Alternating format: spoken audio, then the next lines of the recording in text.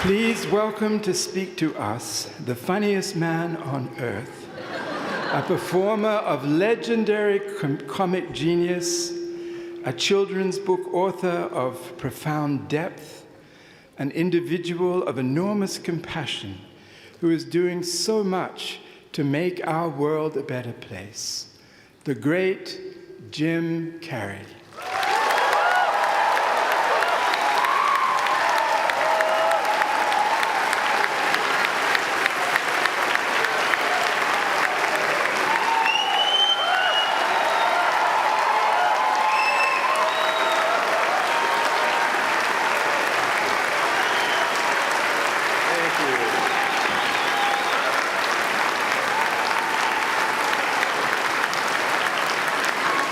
What are you sitting down for?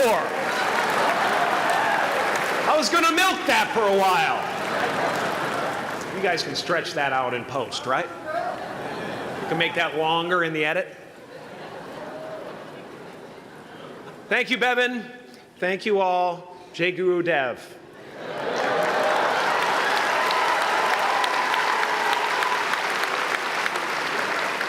I brought one of my paintings to show you today. I hope you guys are going to be able to see it okay. It's not one of my bigger pieces, so you might want to move down front. Get a good look at it. Faculty, parents, friends, dignified guests, graduating class of 2014. And all the dead baseball players coming out of the corn to be with us today. After the harvest, there's no place for them to hide. Fields are empty. There's no cover there. I'm here to plant a seed today, a seed that will inspire you to move forward in life with enthusiastic hearts and a clear sense of wholeness. The question is, will that seed have a chance to take root? Or will I be sued by Monsanto and forced to use their seed?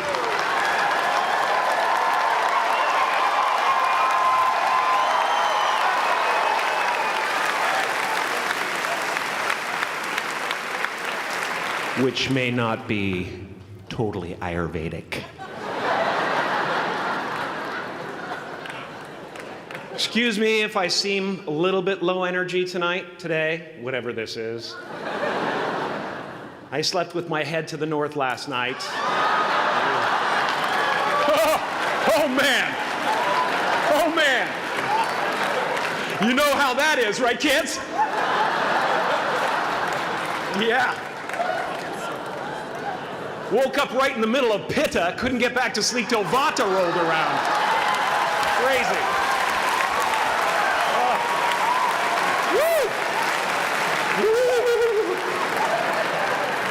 But I didn't freak out, you know. I used that time to eat a large meal. Connect with someone special on Tinder.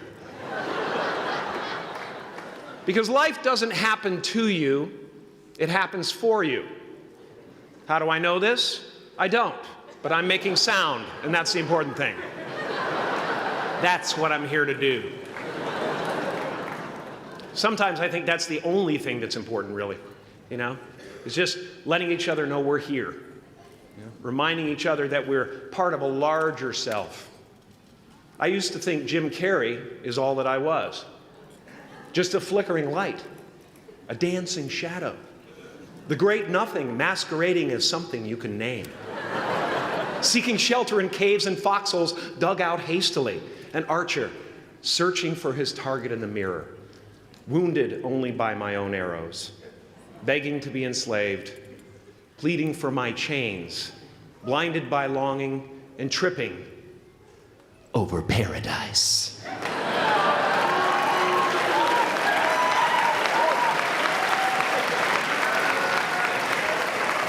Can I get an amen? You didn't think I could be serious, did you? I don't think you understand who you're dealing with. I have no limits.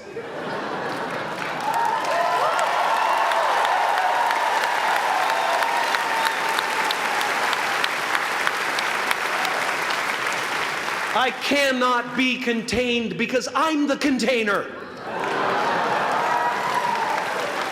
You can't contain the container, man. You can't contain the container. I used to believe that who I was ended at the edge of my skin, that I had been given this little vehicle called a body from which to experience creation.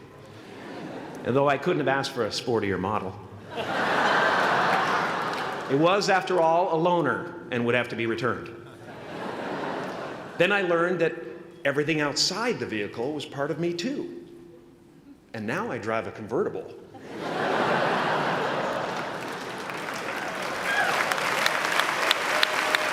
Yeah, man. Top down, wind in my hair. Woo! I am elated and truly, truly, truly excited to be present and fully connected to you at this important moment in your journey. I hope you're ready to open the roof and take it all in. Okay, 4 more years then. They're obviously not ready. Just need some more cooking. Now, I want to thank the trustees, the administrators, the faculty of MUM for creating an institution worthy of Maharishi's ideals of education, a place that teaches knowledge and experience, the knowledge and experience necessary to be productive in life, as well as enabling the students through transcendental meditation and ancient Vedic knowledge to slack off twice a day for an hour and a half.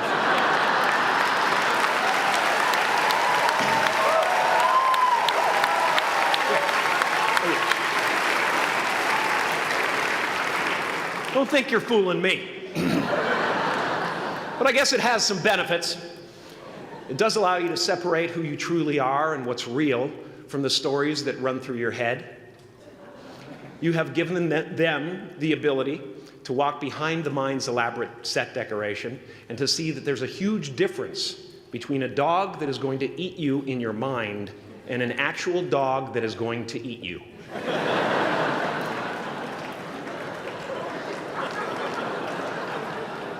That may sound like no big deal, but many never learn that distinction. And they spend a great deal of their lives living in fight or flight response. I'd like to acknowledge all of you wonderful parents. Way to go. What a fantastic job you've done. For your tireless dedication, your love, your support, most of all, for the attention that you paid to your children. I have a saying, beware the unloved, because they will eventually hurt themselves or me. But when I look at this group here, you know, I feel really safe. I do. I'm just going to say it. My room is not locked. My room is not locked. No doubt some of you will turn out to be crooks. But white-collar stuff, you know, Wall Street, that type of thing, you know, crimes committed by people with self-esteem. Stuff parents can still be proud of in a weird way.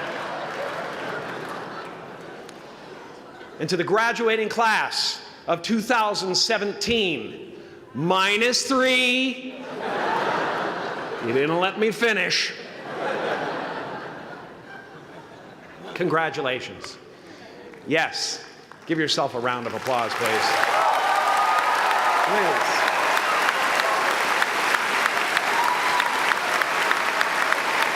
Yeah.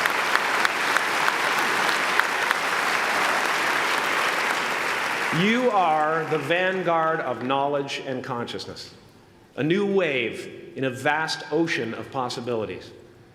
On the other side of that door, there's a world starving for new ideas, new leadership. I've been out there for 30 years. She's a wildcat. Oh, she'll rub up against your leg and purr until you pick her up and start petting her, and then out of nowhere, she'll swat you in the face. It can be rough out there, but that's okay, because there's soft serve ice cream with sprinkles. I guess that's what I'm really trying to say here today. Sometimes it's okay to eat your feelings. Now, fear is going to be a player in your life, but you get to decide how much. You can spend your whole life imagining ghosts, worrying about the pathway to the future, but all there will ever be is what's happening here, and the decisions we make in this moment, which are based in either love or fear. So many of us choose our path out of fear disguised as practicality. What we really want seems impossibly out of reach and ridiculous to expect, so we never dare to ask the universe for it. I'm saying I'm the proof that you can ask the universe for it. Please.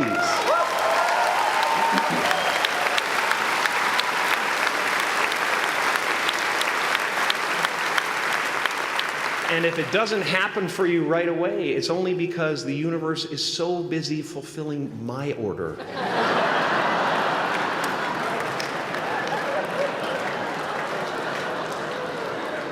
Party size! My father could have been a great comedian, but he didn't believe that that was possible for him. And so he made a conservative choice. Instead, he got a safe job as an accountant. And when I was 12 years old, he was let go from that safe job. And our family had to do whatever we could to survive. I learned many great lessons from my father, not the least of which was that you can fail at what you don't want. So you might as well take a chance on doing what you love.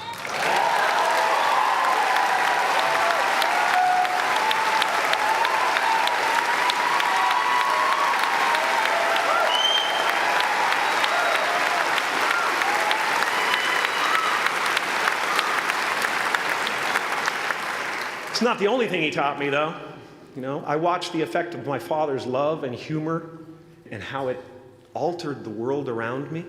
And I thought, that's something to do. That's something worth my time. It wasn't long before I started acting up. You know, people would come over to the house and they'd be greeted by a 7-year-old throwing himself down a large flight of stairs. They would say, "What happened?" And I would say, "I don't know. Let's check the replay." I'd go back to the top of the stairs and come back down in slow motion.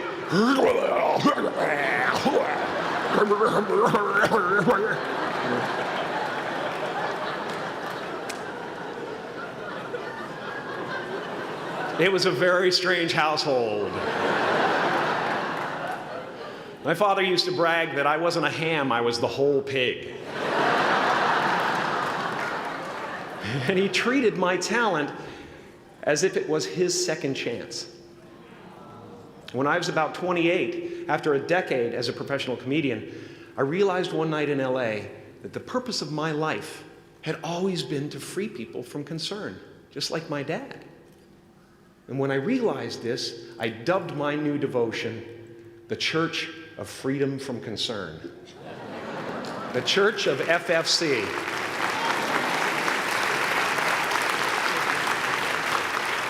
And I dedicated myself to that ministry. What's yours? How will you serve the world? What do they need that your talent can provide? That's all you have to figure out. As someone who's done what you're about to go and do, I can tell you from experience, the effect you have on others is the most valuable currency there is.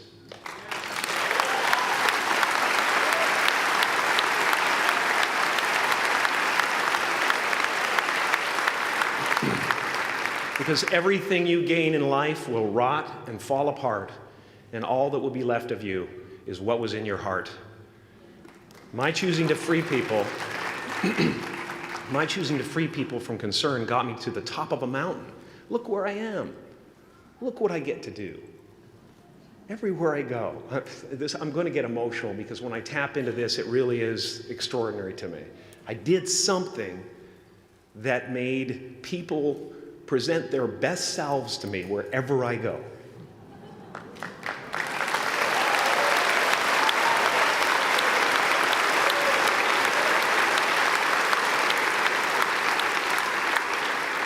I am at the top of the mountain, and I was, and the only one I hadn't freed was myself, and that's when my search for identity deepened. I wondered who I'd be without my fame. Who would I be if I said things that people didn't want to hear? Or if I defied their expectations of me? What if I showed up to the party without my Mardi Gras mask and refused to flash my breasts for a handful of beads? I'll give you a moment to wipe that image out of your mind. But you guys are so ahead of the game. You already know who you are. And that peace that we're after lies somewhere beyond personality, beyond the perception of others, beyond invention and disguise, even beyond effort itself. You can join the game, fight the wars, play with form all you want, but to find real peace, you have to let the armor go. Your need for acceptance can make you invisible in this world. Don't let anything stand in the way of the light that shines through this form. Risk being seen in all of your glory.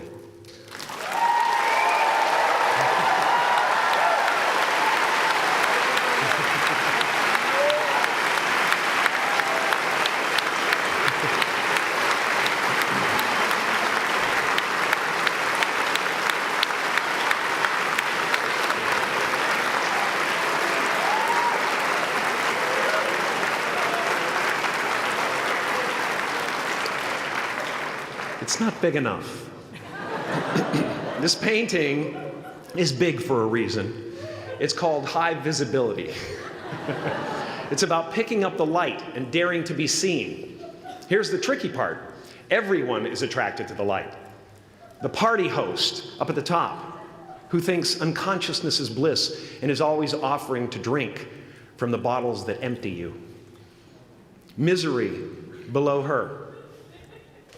Despises the light, can't stand when you're doing well, wishes you nothing but the worst. The Queen of Diamonds, under him, needs a king to build her house of cards. And the hollow one down bottom there will cling to your leg and say, please don't leave me behind, for I have abandoned myself.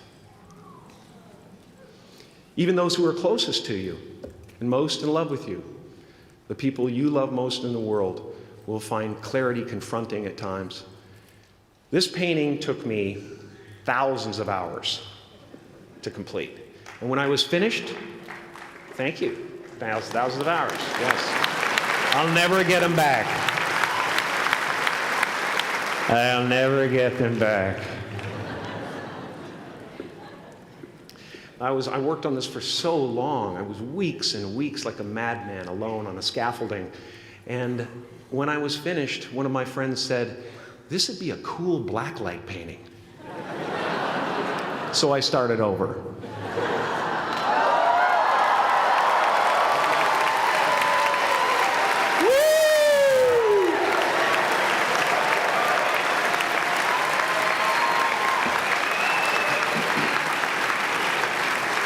Welcome to Burning Man. Some pretty crazy characters up there, but better up there than in here. You know, painting is one of the ways, thank you. Painting is one of the ways I free myself from concern, a way to stop the world through total mental, spiritual, and physical involvement. But even with that comes a feeling of divine dissatisfaction, because ultimately, we're not the avatars we create. We're not the pictures on the film stock.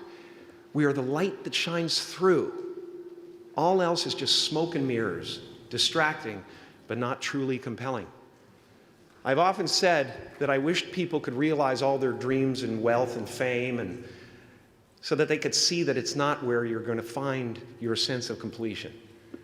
Like many of you, I was concerned about going out into the world and doing something bigger than myself, until someone smarter than myself made me realize that there is nothing bigger than myself.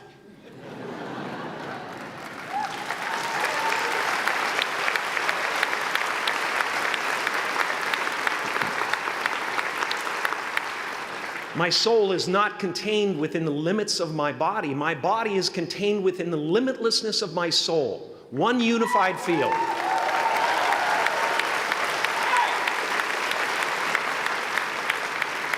One unified field of nothing, dancing for no particular reason, except maybe to comfort and entertain itself.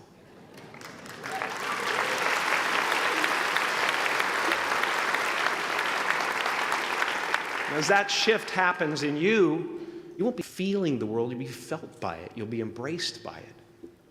Now I'm always at the beginning. I have a reset button, and I ride that button constantly. Once that button is functioning in your life, there's no story that the mind could create that will be as compelling. The imagination is always manufacturing scenarios, both good and bad, and the ego tries to keep you trapped in the multiplex of the mind.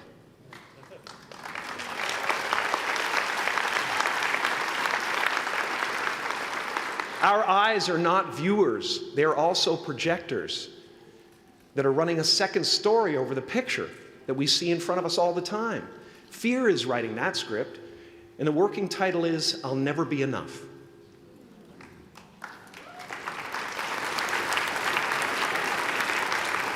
Are you going to look at a person like me and say, how could we ever hope to reach those kind of heights, Jim? How can we make a painting that's too big for our home? How do you fly so high without a special breathing apparatus? This is the voice of the ego. And if you listen to it, there will always be someone who's doing better than you.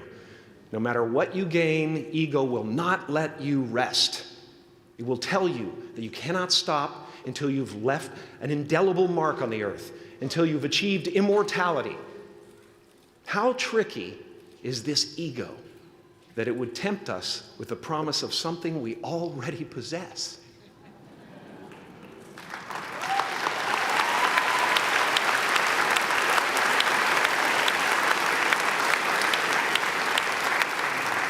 So, I just want you to relax. You know, that's my job. Relax and dream up a good life. I had a substitute teacher from Ireland in the second grade that told my class during morning prayer that when she wants something, anything at all, she prays for it and promises something in return, and she always gets what she wants. Well, I'm sitting at the back of the classroom, you know, thinking, wow, my family can't afford a bike, you know. So I went home and I prayed for one. And I promised I would recite the rosary every night in exchange. Broke that promise. But 2 weeks later, I got home from school to find a brand new Mustang bike with a banana seat and Easy Rider handlebars. Yeah. From fool to cool. My family informed me that I had won the bike in a raffle that a friend of mine had entered my name in without my knowledge whatsoever. So that type of thing has been happening to me ever since. As far as I can tell, it's just about letting the universe know what you want and working toward it while letting go of how it comes to pass.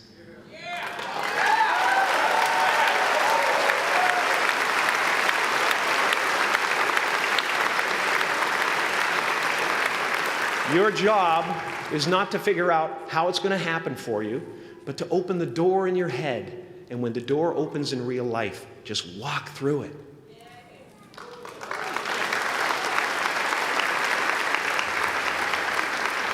And don't worry if you miss your cue, because there's always doors opening. They keep opening.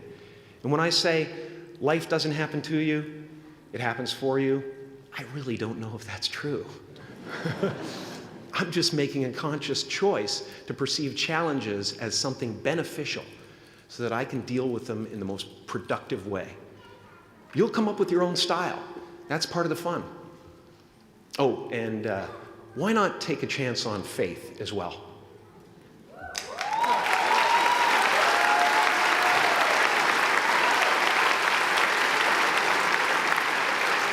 Take a chance on faith. Not religion, but faith. Not hope, but faith. I don't believe in hope. Hope is a beggar. Hope walks through the fire, and faith leaps over it.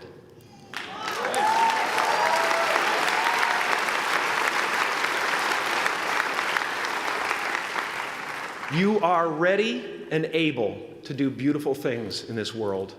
And after you walk through those doors today, You will only ever have two choices, love or fear. Choose love, and don't ever let fear turn you against your playful heart. Thank you so much. Thank you, Udell. I'm so honored. Thank you.